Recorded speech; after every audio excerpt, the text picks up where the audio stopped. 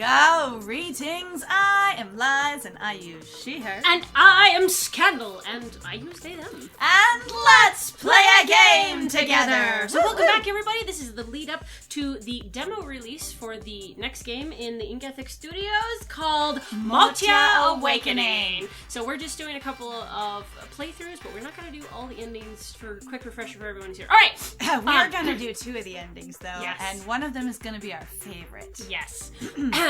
Are you sure? I'd be happy to come back here after I'm done with my route. I just don't want to keep anyone waiting. Brattan considers that for a moment before shaking his head. His tail's resumed its gentle wagging. Whoosh, whoosh. Yeah, it's fine. On second thought, I guess I'm not sure if I'm supposed to be showing you anyway. So I'll get back to you if I get cleared for it.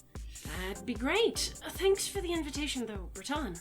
No problem. He reaches out a massive paw and gives me a gentle pat to the shoulder.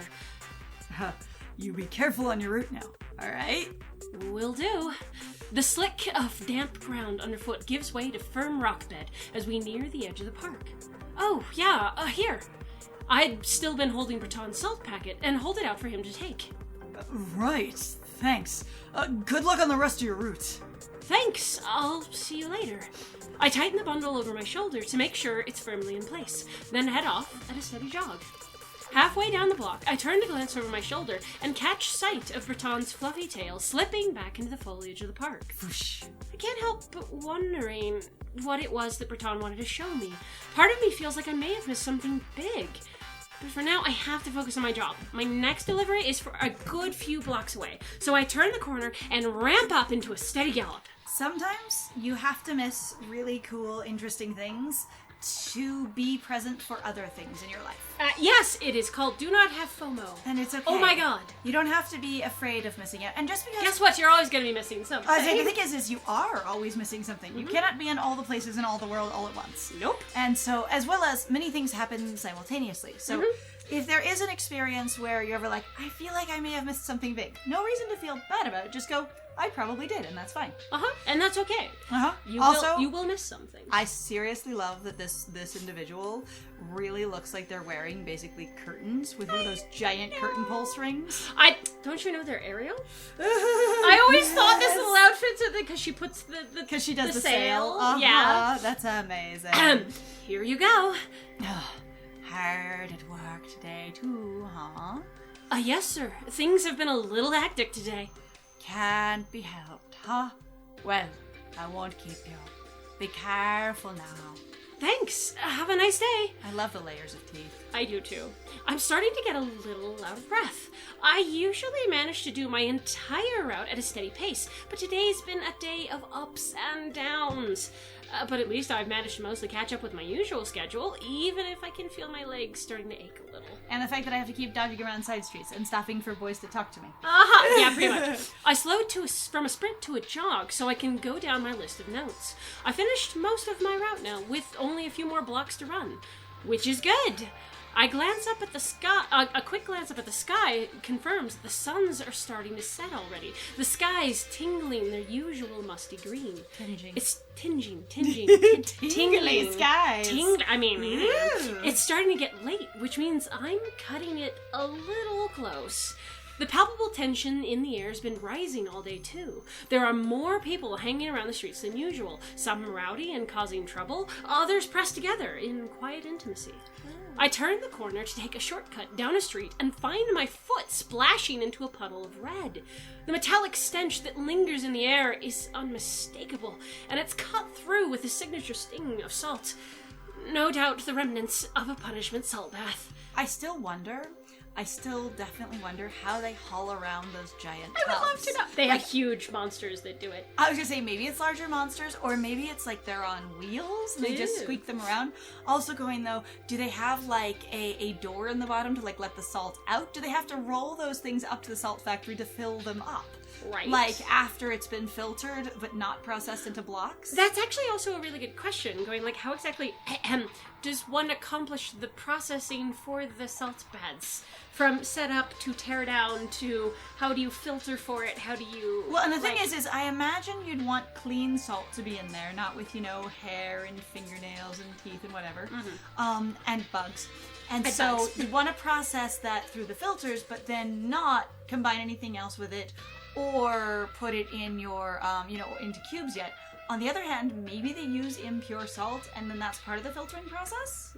Maybe? I don't know. Phil said something about combining it with flavors later. Right. Well, and for me, I think Phil really did. But the thing that I also think about, too, is I'm really talking about even, how... okay, so... We're talking about people. People only really have about 4 liters of blood before you really die. 4 or 5, if you're an adult. Again, these are monsters. I know. And we don't know how large they are. But let's say they're people-sized, right? That, and some of them are larger and some of them are smaller, right? Because variety also happens in humans. Yep.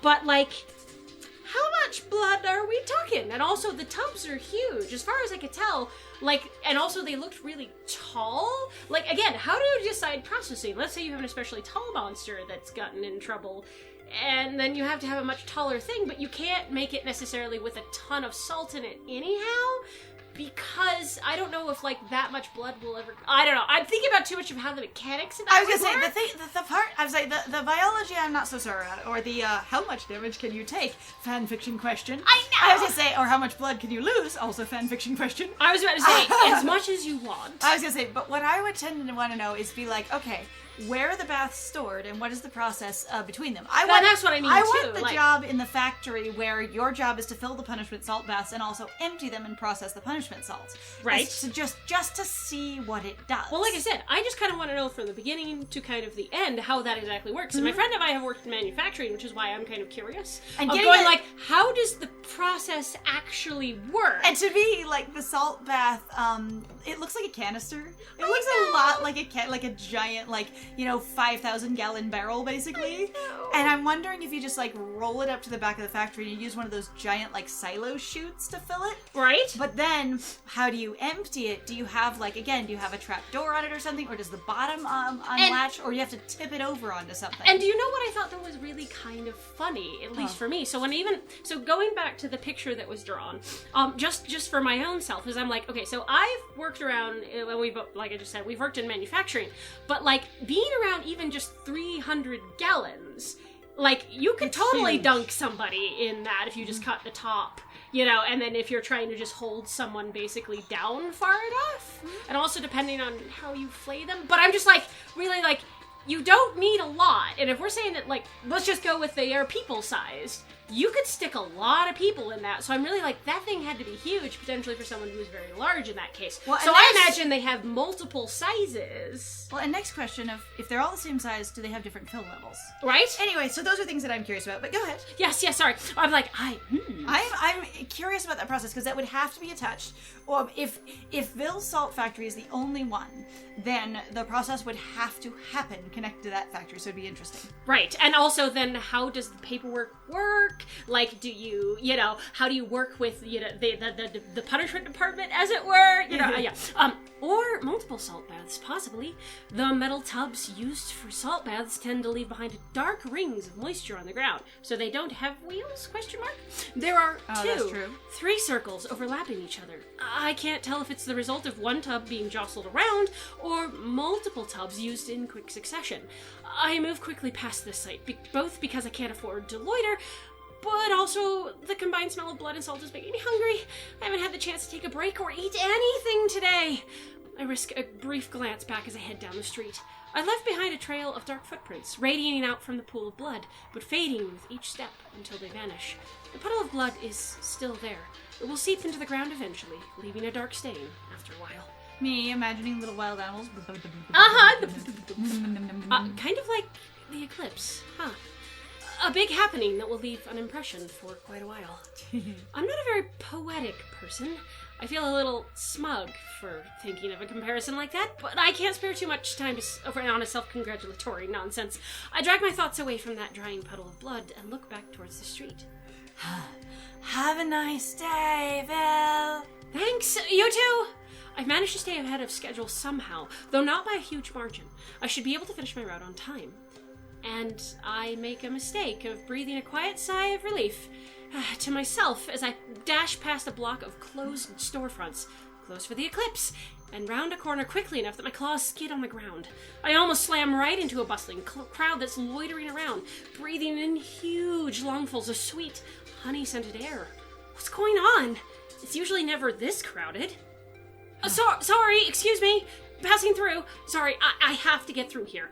I gingerly squeeze past a crowd of people. It turns out these people have formed a line that trails out from Nyargh's bee store, but the line has grown tangled and messy as it trails out into the streets. Getting past them is a struggle, and more than a few people shoot me dirty looks that I had to pacify them by passing the bundle on my shoulder, by shifting the bundle on my shoulders and clarifying that I'm just here to make a delivery.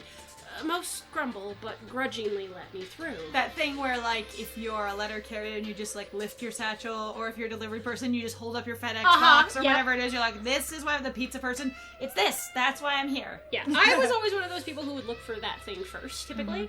It's definitely a behavior that I have developed, and also then I would turn around and be like, hey, we got, package person coming through. I would let people know, too. Be like, FedEx guy coming through. Yeah, just so they would know. But sometimes I watch them also kind of do the same thing for themselves, because others are just like, nobody cares. Yeah. And I understand their frustration.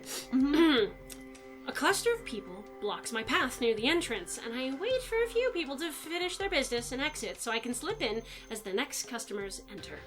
I check over my bundle while waiting, peeking through the folds of fabric to check how many more deliveries I have to make, although I lose count when I'm distracted by a conversation going on nearby.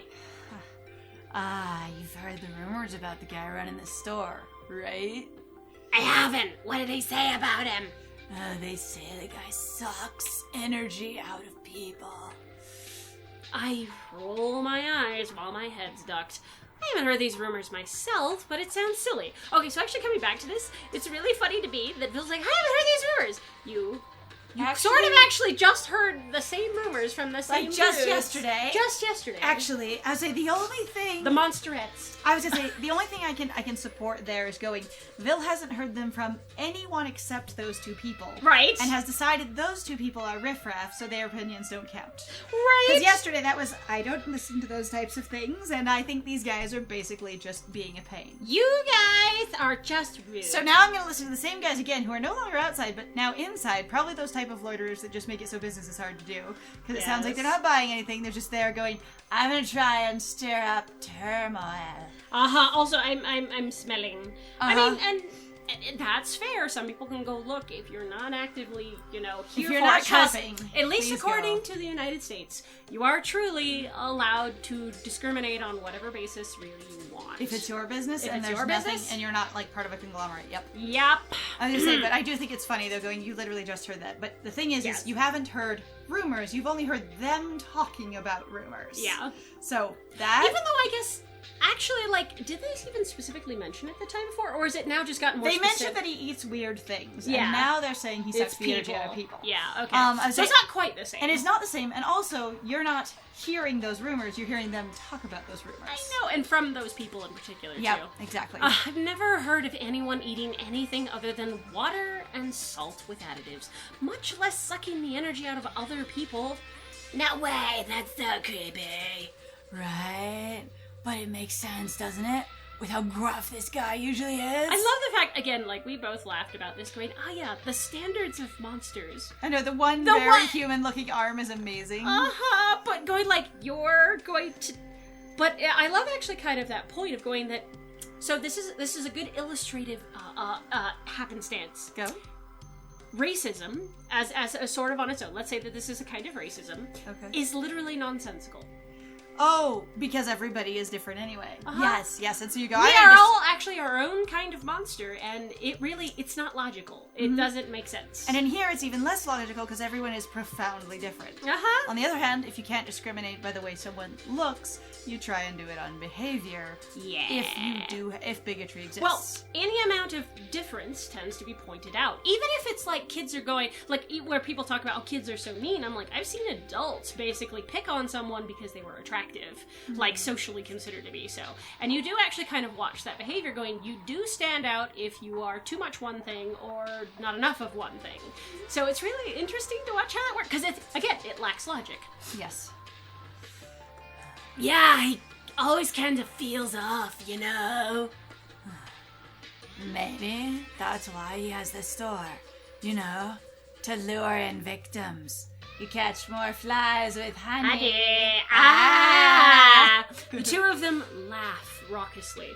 I just tighten my bundle across my shoulders and ignore whatever else they're saying. It's all nonsense. Nyargh shouldn't have to put up with this stuff. He's a good guy. Hopefully these idiots won't actually say this stuff to his face. Fortunately, a small cluster of excited customers exit the store the next moment, and I take the chance to slip inside. Oh, they're not actually inside. It's just that's where they're out in the front. Well, that's still loitering. It is. Like, loitering inside the shop is different than outside, though. It is, though. The next moment, I take the chance to slip inside, murmuring that I'm just here to make a delivery and I'll be out soon. Inside the store, I manage to weave my way past the crowds of people looking at bees and find Nyargh near the back of the store, where he mans the counter alone. He has no employees, and I'm just like, I'm sorry, sir. He is a tentacle boy of power. All of his tentacles are hard at work, managing 6 different tasks at once, and his teeth are bared as he breathes in deep, rasping puffs. He must be stressed. I have this thing that I wonder. If all of his tentacles are busy, what is he standing on? Okay, so I actually had a weird thought when we ran into this before. I couldn't decide if just Nyargh floats. Actually, yeah, it just floats. If he just floats and the tentacles Which just I hang kind down. of like that weird, uncanny, can you tell or not? Uh-huh. And so sometimes Nyargh, is leaning on your tentacles, because sometimes, you just do that. And then other times, you're just not. Floating. You're just head empty, only float. Hey, Nyargh. Hello, Vil. He doesn't even turn my way. Not that I can blame him. He's busy dealing with a customer on one side, packing up a bottle of honey with one set of tentacles, and soothing an agitated bee with 2 others. Okay, so like this little mouth, I think is super cute. It's like the lip purse, like on Brattan. Yeah, right? Yep. I love it. The smell of honey in the air is almost dizzying, stirred up by the constant movement of people in the store. I can't help but take in a deep breath before busying myself undoing my bundle. A busy day today, huh? Sure is. His tentacles swiftly wrap a bottle of honey in fabric, then tie a piece of twine into a bow to secure it. Brown paper packages tied up with strings. Yes. His customer thanks him profusely before leaving with their purchase in hand, babbling excitedly to their friend about how tonight will be a special treat. Seeing everyone happy about their purchases makes it worth it, though. The little smiles. His voice is as gruff as ever, but the corners of his lips quirk just a fraction. He really does seem happy when his customers are happy. I also love this little smile. That's so good. I love It's it. so okay, cute. so I always have to say that I think it's so interesting that based on Vil's interactions with Nyargh has a, quote, front. Because I've always pictured Nyargh as no matter where you go, you just have basically faces, right? Little mouths. Yeah, everywhere. all the way around. So there is no eyes, as it were, to really interact with, which means that Vil is keyed in on something else that is more like, this is more the front, basically, part of Nyargh. And I think it's part of how he orients himself, and then you pay attention to that and care about it. And I think that's neat too. It's very thoughtful. It is. There's so much I like about this monster design. Again, the sort of hovering but possibly standing and or a little of both. Right. And also that all the tentacles can do work. But also there's this experience here of like going, is this like an arm wrapped up over and around yourself? Sort of like making hand gestures kind of thing, but they didn't animate that much. Right. So is he like a lot of a ball of motion? Also the question of going, does he drip or is this just flesh? Right? Blah, blah, blah, blah. So many questions actually to ask. Good questions. Seems like it. Is he a wet puppet? Is he the wettest of puppets? Maybe. I hurry to pull a package of salt from my bundle, double-checking my notes to make sure I have the right packet for him, then lay it on the counter. I'd hand it to him, but all of his tentacles are occupied packaging 2 different orders at the same time. I'll leave this here for you, alright? With how busy the store is, it would probably be best if I don't take up too much of Nyargh's time. I give a little nod and turn to leave when the touch of a tentacle against my shoulder stops me. Vil? He sounds serious. He always sounds a little serious, of course, but this feels different. I like that bit, though, too, where it's like, he is more serious sounding or deadpan sounding, and yet at the same time, Vil just pays very close attention. I like how Vil pays very close attention to all the people they talk to, and how, basically, they express their moods, rather than a universal expression of emotion. Well, and again, what I like is this sounds very much more like it's actually Vil. Yes. It's not and now we're going to suddenly drop into weird character exposition that also, again, does not make sense for the character speaking.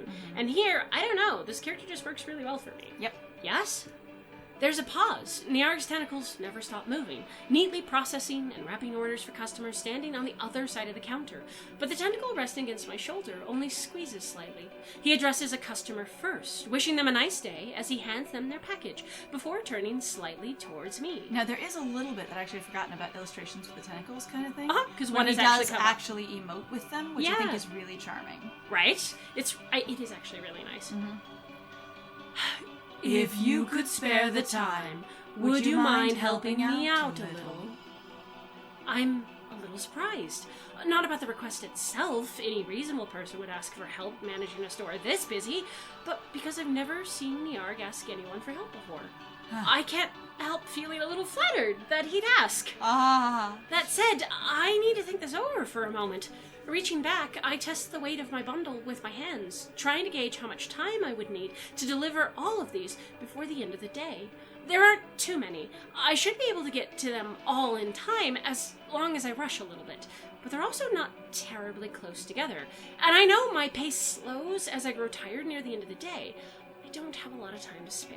I do like how Vil also weighs all of their experiences and going, this sounds important, and then going, even if it sounds important, here's what's important to me about what I'm doing, and also giving the player a clear experience that Vil has investment in both options, rather than just going, well, I'll pick this one. You're supposed to give them two, so go ahead and give them two options here. Yeah, sometimes it really does feel like that. You're just like, why did you put this in here? This feels like a non-option. Yeah, it feels. Sometimes games like this feel like that it's not an option. Other times it feels like the character is already decided, and sometimes you choose and then it walks you back around to the first one, going, I just needed to add more choices, but I'm a GM that's railroading you. Right! But I like in here that Vil really does, I have two options, these are basically my feelings on both of them, and I need to think about that. And I will actually say, so I'll try to point it out actually again as we run into it, but I do actually like that even when you do pick an option, and spoilers, it ends up actually cutting off, basically you can't spend time with anyone else. So my friend actually mentioned it though before, so I'm just going to put that here again. Yeah. But it also doesn't feel like it's sort of like you made a bad choice. No. So when we first played it, we were like, oh, I'm going to miss this out, but you're like, we can come back! And that was a really cool sort of thing of going like, it was less anxiety-inducing compared to other games where you're like, I don't know what the hell I'm doing. Was this even a good choice? And sometimes where you make a choice and then they sort of seem to shut you down a bit. Yeah. It doesn't feel like it as much in this game. No. Now, there is that moment of Vil going, I feel like I've missed something important, but not like you definitely missed something good there. Right. Which is a big difference. On the other hand, this feels like something important. Even if it's only a small favor that Nyargh's asked of me, the fact that it's coming from someone so quiet and self-sufficient lends that simple request extra weight. It does. What should I do? Well, I could help Nyargh out for a bit, or apologize and get going. In this route, we are apologizing and getting going. Yup. And the nice thing is that both choices feel very natural. They do. So, we're just going to apologize. I think Vil is very busy today. Yes. It's too bad, but I don't want to risk delaying anyone's delivery. Sorry, Nyargh, but I don't want to be late on anyone's delivery today, since the eclipse is tomorrow and all. Nyargh is silent for a moment, just his tentacles diligently working away before giving a small nod. All right. I'm really sorry. I wish I could help. I could come around after my route's over, if you need any help closing up shop. He shakes his head no. He's clearly already divided his focus, concentrating mostly on helping his customers. I can't blame him. There are already a few customers tutting and fidgeting impatiently. No doubt they think I'm holding up the line. It's all right. The worst of the rush will be over soon. You should rest up after your work. Are you sure? It's no trouble coming by after my route. He nods. I want to see his entire body nod. I do too. Also, Vil going, his head, which it's all mouths, so that is the head. And, you know, it's interesting. It'll be fine. I feel a bit like a curtain's fallen between us. It's not that I've done something terrible in failing to help Nyargh, but I do feel like I've missed an opportunity I could have taken. Perhaps should have taken. But I can't take back what I've said, and hopefully he'll understand. I don't want to cause any trouble for anyone by being late on my route. I hesitate for a moment before tightening my bundle across my shoulders. That bit also makes more sense to me, where there is a bit of a, what could be interpreted as a rebuff there, as far as the game writing goes. Going, you know, I feel like I've missed on an opportunity, but more than that, just I feel like there's, you know, a curtain falling between us. A lot of times when people are very reserved and very private, when they open up to you, if you don't respond with a, yes, I'm interested in you opening up to me, and or I'm receptive to that, they'll shut down again. Yes. Not necessarily as any kind of like punishment or them necessarily even feeling bad, just going, oh, this isn't the place for that. Right. Or this person isn't a good outlet for that. Right. And it doesn't mean it's the end of the world, but it does shift things a bit when basically the quiet one finally talks to you. Right. And you're not available. Right. Well, and I think also in some ways, like, it feels unfortunate that we do kind of have that reaction once in a while, because it is you are kind of taught, I feel like, socially in the United States especially, that basically people are entitled to your time. And so that also means that you're entitled to other people's time, or who they are. And if they're vulnerable for a moment and you establish boundaries, that's actually not okay. You're not allowed to have them. I say, but it should be okay. Yes, And it the thing totally is, should be. It also, you don't need to feel bad for talking to someone and them not being completely warm to it, because you have no idea what else is going on with them, and they may not be perceptive to what you need in that moment. Or, also, you might not be receptive to. All right then. Hopefully things won't be too hard for you. We're nearing the end of the day, after all. My bundle's grown pretty light over the day, but that doesn't mean my remaining deliveries are any less important. I should go tend to them. Take care. Most of Nyargh's tentacles are hard at work, and he only gives me a brief glance before returning all his focus to his work. He deftly wraps up 3 separate bottles at the same time, a pair of tentacles soothing an agitated bee that's attempting to hide under the counter. I consider waving a small goodbye as I step away from the counter, but I refrain to keep from breaking his focus. The bee, too much. Oh, stop it! The crowd outside the store has thinned out a little bit, but it's still sizable. At least those people from earlier who'd been gossiping have either gotten into the store or have wandered off, tired of waiting. I gingerly squeeze my way past the waiting line and back onto the streets, inhaling deeply. Already the sweet scent of honey is much thinner, cut through with the musty smell natural to the air. Overhead, the skies are starting to streak through with darker shades of green as the suns dip towards the horizon. Though there's the strong urge to linger, to wait and see if the store will quiet down at all, I know I shouldn't, so I don't look back as I dig my heels into the ground and take off at a quick sprint down the street. At least these few last deliveries won't take long. Thanks, Phil. Seems like you had a busy day. Yeah, things have been a little hectic. You got here on time, though, and with little time to spare. Yeah. I love how every single person has an idea of when Vil will get there, because Vil's so constant. That's the other reason I feel like in this case, it feels like it's natural also for Vil to say no to every single one of your options. Because Vil's like, this is what I do. I am timely. I am organized. And even if this feels important, this other thing is important to... If this is important to you, this other thing is important to me. And none of them really spend a lot of time trying to either guilt you or change your mind. Now, I do think it's interesting, and this is just me culturally, that there isn't potentially like a character option that doesn't go, hey, are you really sure about that? And then you actually get to answer again, or yes or no? One that says, sure, you can come by later and gives you a second chance. Right, exactly. Now, that's not required in a story, but I think it would add some diversity, and I don't mean it all for, like, I'm missing out for this game, but it's just kind of a thought for sort of other stories. I would say, if that was an option in here, it would create an interesting piece of diversity if you had, 2 of the love interests that are just like, oh, okay, no, never mind, that's fine, and the other one going, and you go, well, I could come by later, and they go, nah, and you go, no, I insist, really? And they go, okay, sure. Right? Or you are actually given the option to be able to assist with all of them. Yeah. And you get to kind of pick and choose who it is. Like, so it's sort of not like closed off. And then you get a different, basically a different experience, a slightly different route depending on whether you get the, yeah, sure, I'll do that, or no, let me come by later. Right, and that would be really interesting, actually. Or even basically get a different response, actually, where the other person, like, you could even have a response where you get to insist, but the response will be like, no, I really don't want to force you. You're my friend. Hey, go have fun with whatever you're doing. And, like, you really would just encounter... Or someone really being, you know, it's not going to be relevant later, so don't worry about it. Right? Exactly. Like, and that would be something to even have there. Just, again, more diversity. Though that might even be more required, maybe for an even bigger cast, like 5 or 8 people. I would say, and the thing is the next game is going to have a bigger cast, and I'm excited to see what more they do with it. Yes. But yeah, there's a number of things that could have been done with this game that would have been very fun, but also this game as a pilot game for a small studio, micro studio as Hal calls it. Yes. There's already quite a bit going on. Right. Yeah, I did. I smile at that, but I'm sure it comes out a little defeated. My last few deliveries ended up going more smoothly than I'd expected. I worried that it would be a race against the clock up to the last delivery, but I ended up having some time left over.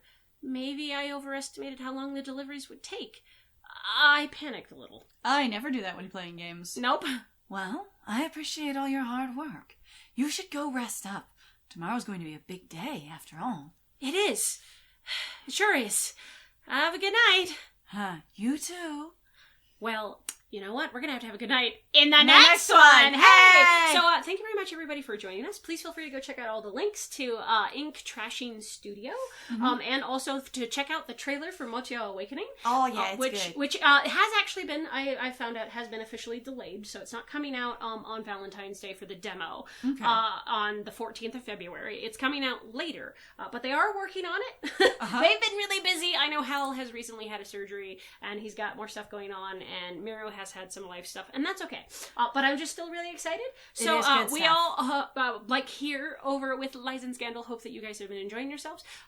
Thank you very much for supporting us, actually. If you like what we do, please feel free to like, comment, subscribe, interact with our video. Feel free to go check out all those links. We've actually got some of our own down there, and we'd love to see you at one of those locations. And I have been Scandal. And I have been Liz. And it was great playing with you. Bye!